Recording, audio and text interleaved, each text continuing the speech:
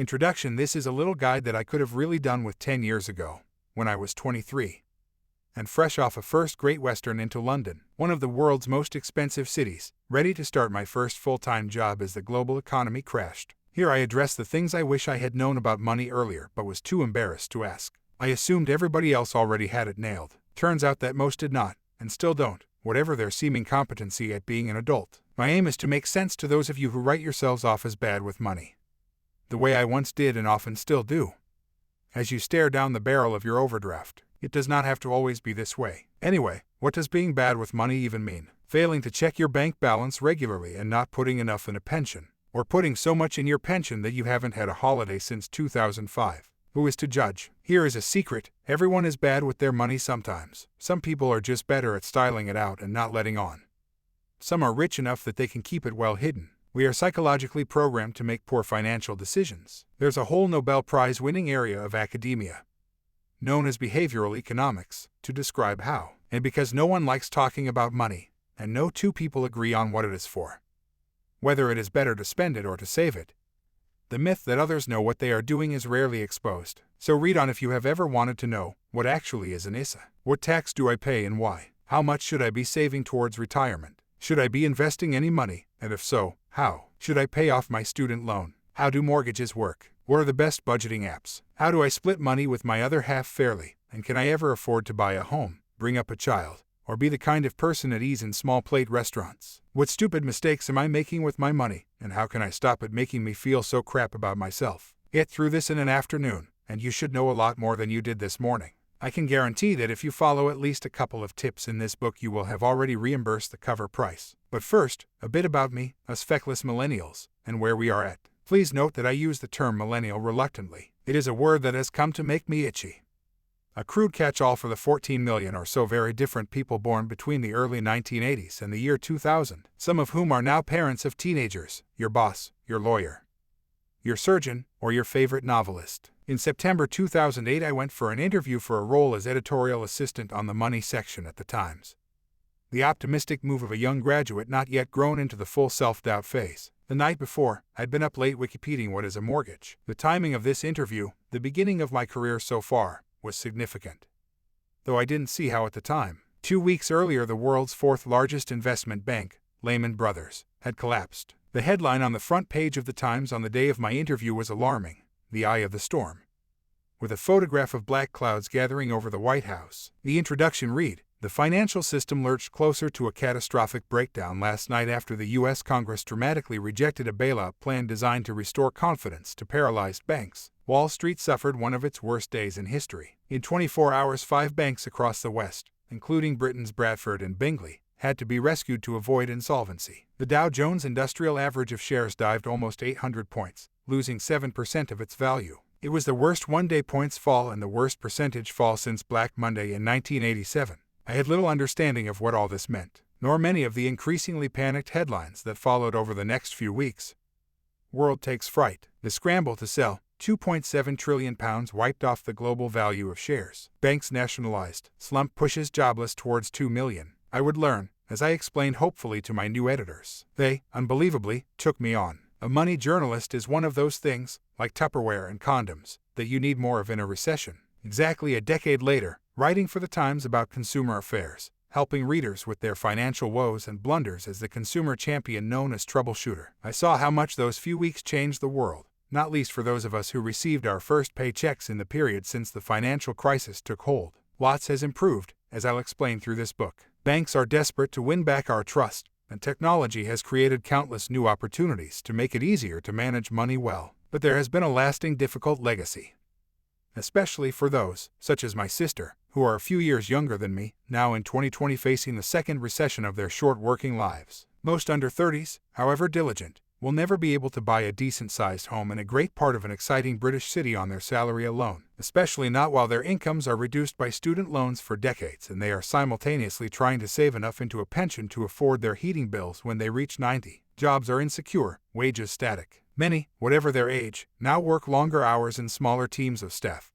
doing more for relatively less money than their seniors ever did at the same age. I wrote, in the first edition of this book printed in 2018, that the specter lingers of another recession and a further round of redundancies. Sadly, in 2020 this came true as the coronavirus pandemic and resultant lockdown forced the country into the worst recession since records began. This is coupled with navigating the money-related dilemmas that come as part and parcel of growing up. Whatever generation you were born into. How to become financially independent from your parents. How to work out money with your friends without being consumed by status anxiety. How to provide both for yourself and for your family. How to earn more and spend less without missing out on the things that make you happy and life worth living. I also believe our ability to feel good about money is diminished by the fact that the financial services world loves to obfuscate. A lot of companies make their profit by exploiting our ignorance of how their products really work. Maybe cynically, or maybe just because they too overestimate how financially competent their clients really are. There is a move towards greater transparency, but there is a long way to go. Meanwhile, the paralyzing choice of financial products out there grows into a dizzying, off-putting blur of numbers, percentages, and jargon. There are, as I detail in my chapter on household bills, now about 500,000 subtly different mobile and broadband deals available to choose from. Going to the pub is better by far than boring yourself to tears trawling moneysupermarket.com. And everyone who advertises on the site knows it. The following chapters are a compilation of advice and tips I have picked up about personal finance since the credit crunch and since my student days, inspired by making my own myriad money mistakes while observing and writing about the traps that Times readers have fallen into. Important disclaimer: I am very much not a financial advisor. The only post-school exams I passed involved words. I'm just a journalist. None of this book constitutes official, legally watertight, financial advice. What it offers are observations and suggestions formed by speaking to real qualified experts, researchers, and proper financial advisors about how to avoid common errors. Even so, I hope this information will help equip you with enough money basics to feel more confident about your own situation and whether or not you can improve it. I hope it will offer a glimpse into how to make better, more informed, more ethical choices, and how to avoid being mugged off by your bank and your mobile phone network, which will save you far more money than cutting back on a few brunches ever can. Good luck. If I can do it, so can you. Seriously, who this book is for, and how to read it to state the obvious. The best advice on how to manage your money varies depending on how much of it you have and what stage of life you are at. This presents a dilemma when writing a shortish book. I had to make some decisions about who to address, what to include and what to leave out. I have chosen to focus on advice that I think is most practical for people under the age of 40, who have probably borrowed money to study, and who are earning enough to pay tax and rent a home privately, possibly working out whether or not they can afford to buy their first place. Most of the advice applies to the whole of the UK, but in some cases laws and processes, such as how to buy a house, differ slightly in Scotland, Northern Ireland, and Wales. If you don't live in England and are in doubt, please check. There are also things I mentioned that change year by year. Tax allowances, for example, a company's financial products, or government policy, which may mean that some of what I say here falls out of date. I have written with figures, laws, and product recommendations true of autumn 2020. I write appreciating with respect that there are millions of people in the UK who have to manage on minimum wages and rely on benefits and food banks. There are millions of Brits who could not fathom having enough cash to invest in the stock market or contemplate buying their own home in an area of their choosing. I have also carried out research for this book by chatting to some baby boomers and some pensioners who, just like those under 40, said they could really do with tips on how to save more and spend less. So while this book may appeal most to a younger, wealthier than average demographic, I hope people of all ages and financial means may find something that helps them in here. Whether it is to understand how to get a better deal on your energy, get help to cope with unmanageable debt, decide whether or not you should make a will, or pick the most suitable bank account. The book has 3 parts. You can read it in order or pick out any chapter. They each stand alone to get some advice on a particular topic that is relevant or concerning to you, such as how to understand your pension. In part 1, I go through the areas of personal finance that I think are most relevant to the under 40s, starting with housing and borrowing, through to how to budget, where to put aside savings for your short and long-term future, and how to understand and reduce both your household bills and the amount of tax you are paying. In part 2, I look at how money makes us feel about ourselves and our relationships, offer some advice gathered from counselors about how to deal with our emotions around money, as well as some practical tips on how to split it while cohabiting. I detail how to manage money if you feel that it is making you unhappy or exacerbating an existing mental health condition. If you read most of the chapters in sequence, you should have enough of a grasp of your finances by the end of Part 2 to decide whether you want to do something better with them, not just to make yourself richer, but with consideration for wider society. Part 3 looks at the growing and important shift towards arranging our personal finances ethically, from checking the source of the energy you use to where to invest your pension in a way that is mindful of its impact on the environment and other people. Being good with your money is not just about making more of it. Part 1, Chapter 1, The Housing Crisis and How to Rent Well. Where better to start than with the generation-defining money issue for anyone under 40. Where the hell can we afford to live? If Arctic rolls and the threat of nuclear war shaped those that came of age in the 70s, so the noughties kids have had the Spice Girls, MSN Messenger, and a housing crisis. In November 2017, the estate agent Strutt and Parker issued a report that blew up on Twitter about how first-time buyer couples should be able to save the average £33,000 needed for a UK house deposit, or the insane £64,000 needed for a London house deposit, within just 5 years by cutting down on 6 luxuries. Some of the numbers: give up one night out a week and save £6,000 annually and £2,640 a year on takeaways. Make rather than buy sandwiches for another £2,576 and eliminate £832 a year on lottery tickets, £16 a week. Anyone, even after finding that, having given up excessive expenditure that you are unlikely to be making, you are still short of buying in London. Here comes the kicker: those lucky enough to have family that can help will receive an average of £29,400 towards their goal. Whichever way you want to spin it, however much money you think us under 35s are wasting on Deliveroo. The statistics are tough to argue away. Average house prices have far outstripped average earnings across the UK, which makes it way more expensive than it used to be to buy a house in every part of the country. In the southeast, where, still, many of the most prestigious and lucrative graduate jobs are to be found, it is particularly bad, with London house prices 15.7 times higher than average incomes for people between the ages of 25 and 34. According to a report from February 2018 by the think tank the Institute for Fiscal Studies. Across Great Britain as a whole, nearly 40% of 25 to 35-year-olds face a house price-to-income ratio of at least 10. A separate report by the Office of National Statistics found that in 2017 the price of a home in London was 13 times the wages of full-time workers aged 22 to 29. In 1999 it was 3.9 times the then-average salaries. Even in the Northeast they are 5.5 times, up from 2.46 in 1999. Bear in mind, as outlined in Chapter 2, my guide to whether or not you can afford to buy, you are unlikely to be able to borrow more than 4 or 5 times your salary in a mortgage. Whenever such statistics appear in the press, there follows the same reductive, crabby response. Whilst house ownership has collapsed, the stag, hen do market in Marbella or Prague has soared, one man wrote on thetimes.co.uk. But there was another comment on the coverage of the IFS report that sums it up for me. From someone who says she bought a modest semi in the southeast in the 1970s. It cost £11,500 and I saved a £2,000 deposit and got a £10,000 mortgage. I earned around the national average wage, and the house was around 4 times the national average wage. I drove an Austin 11.0 which cost £100 and expired a year later. A bit of a struggle, but not too bad. Similar houses in the same estate are now selling for 15 times the average wage. The cheapest flat in my area is 7 to 8 times the average wage. That's the problem. For sure, iPhones, £3 lattes, and holidays don't help, but they are not the fundamental issue. FYI, if you went on 52 lavish £500 stag or hen dos, one every weekend for a whole year, you would have spent £26,000. A typical 20% house deposit in London is now more than £80,000 according to Nationwide Building Society. With that in mind, it makes sense to start any advice on housing with some tips on how to rent well. A third of those born between 1981 and 2000 will be tenants for the rest of their lives, according to the think tank the Resolution Foundation. I will then move on in Chapter 2 to help you work out whether or not you can afford to buy a home, and if you can, how to sort out your credit score and get yourself the best mortgage possible. The majority of perma-tenants will be so because they cannot raise a housing deposit big enough to buy close to where they work. I think it is worth stressing, though, that for some people renting is not a result of being unable to buy, but a positive lifestyle decision and a better way of spending, or saving, their salary. The rental market is riddled with problems. Shyster letting agents and landlords promoting property that is not fit for human habitation. Moving constantly between rental properties can be horrendous, as is not knowing when you are going to be booted out or when your rent is going to be raised. Such uncertainty is damaging to mental and physical health, children's schooling, general morale.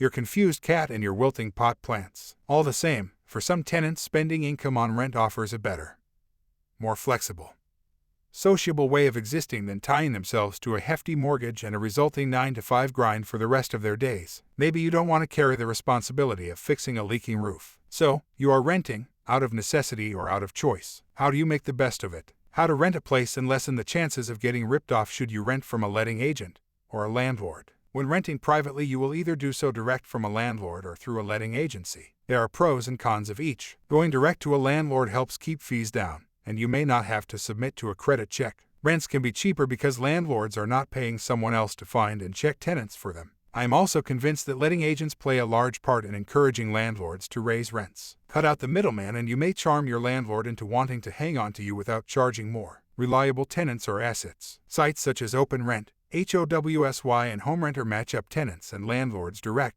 though you may have to pay some low fees if a landlord wants to see a reference. Going through a letting agent might help if you need repairs doing, when the agent can negotiate with your landlord on your behalf. You also have more consumer protection by signing up to rent through a letting agency. Agents must be part of a redress scheme, such as the Property Ombudsman or the Property Redress Scheme. You can turn to these organizations for help with any disputes you may have with your landlord or agent. Check an agent's membership before you commit. The massive downside to letting agents always used to be their rip-off fees, charging for whatever they could get away with.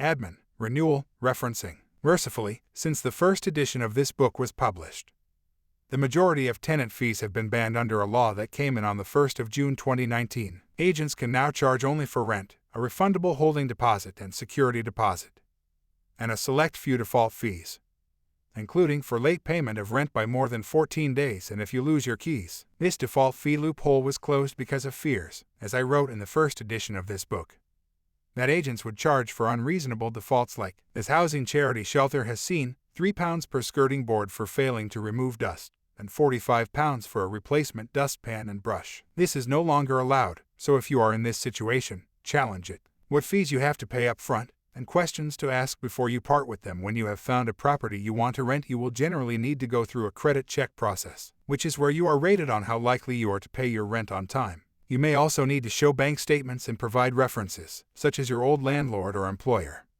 or failing that, to offer a guarantor, such as a parent, who will agree to cover your rent if you cannot meet it. You then have to cough up a lot of money for a deposit. Some agents or landlords require a holding deposit, which is a sum of rent paid to secure the property you want while the letting agent checks your references. This can be no more than a week's rent. Do not pay until you are sure you want the property, because you may not be able to get this deposit back if you don't. Usually it will be taken off your tenancy deposit. Get the holding deposit details in writing, including what will happen to it if your landlord changes their mind and you can't move in. You usually also have to pay your first month's rent in advance. You then need to add on the tenancy deposit. Since June 2019, tenancy deposits are capped at 5 weeks' rent if your total annual rent is less than £50,000 or 6 weeks at £50,000 or above. Always get receipts whenever you pay anything, in case there are any issues further down the line. Before you pay or sign, see if you can negotiate the cost of the rent. These things are not fixed and agents or landlords may be trying it on. You also need to ask a few questions: how and when you will be paying rent, and whether the rent includes any bills,